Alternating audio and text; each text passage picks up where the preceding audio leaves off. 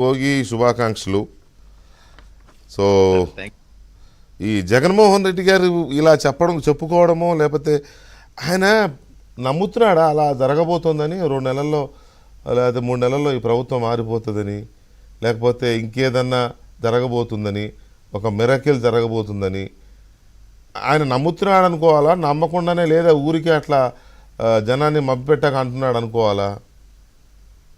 వెంకటకృష్ణ గారు, మీకు డిబేట్ లో ఉన్న పెద్దలకి అందరికి నమస్కారం. నమస్కారం. ఈ రోజు మనం జగన్మోహన్ రెడ్డి వ్యాఖ్యలని మనం సీరియస్ గా తీసుకోవాల్సిన అవసరం లేదు. ఎందుకంటే ఈ రోజు ఘోర పరాజయం తర్వాత రాష్ట్రంలో అందరూ చెప్తున్నట్టుగా వైఎస్ఆర్సీపీ పార్టీ ఉనికి ప్రశ్నార్థకంగా మారింది.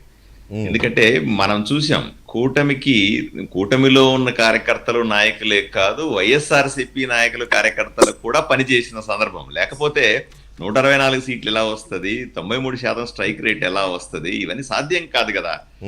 జనసేనకి అన్ని ఎట్లా ఓట్లు వస్తాయి, బీజేపీకి ఎలా మద్దతు వస్తుంది, ఇవన్నీ కూడా వైఎస్ఆర్సీపీ కార్యకర్తలు నాయకులే విసిగిపోయి ఇక ఏమి చేయలేని పరిస్థితుల్లో ఇంకా పార్టీని నేరుగా వదులుకోలేక ఎటుపోయేటు వస్తున్నారు కూడా కూటమికి చేసినారు.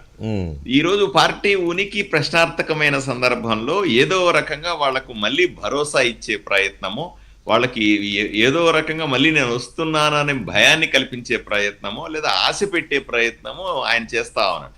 సహజంగా ఆయన అలా చేసుకోవడం సర్వసాధారణమే. ఎందుకంటే అట్లా లేకపోతే అంతెందుకంటే 5 సంవత్సరాలుగా ఎప్పుడు మీడియా ముందుకు రాని జగన్మోహన్ రెడ్డి ఈ రోజు మీడియా ముందుకు వచ్చి మాట్లాడుతా ఉన్నాడు. ఏ రోజు కూడా కార్యకర్తల దగ్గరికి వెళ్ళి మాట్లాడని వ్యక్తి కార్యకర్తల సమావేశాలు పెడతా ఉన్నాడు.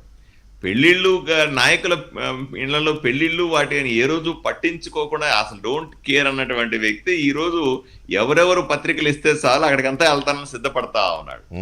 ఇవన్నీ కూడా అతను తన పార్టీ ఉనికిని కాపాడుకోవడానికి లేదా ఉన్న నాయకులు చేజారిపోకుండా చేసుకోవడానికి చేసే ప్రయత్నాలే తప్ప అంత మించి ఏమీ కాదు.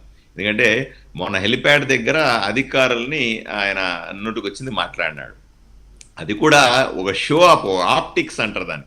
అంటే అందరూ చాలా మంది నాయకులు కార్యకర్తలు అక్కడ ఉంటారు, వాళ్ళందరి ముందు పోలీస్ ఆఫీసర్ని గట్టిగా మాట్లాడితే మాజీ సీఎం హోదాలో ఆ మిగతా వాళ్ళు కూడా ఒక సాటిస్ఫాక్షన్, ఏదో మా జగన్మోహన్ రెడ్డి మాట్లాడుతా ఉన్నాడు అనే సాటిస్ఫాక్షన్ క్రియేట్ చేయడానికి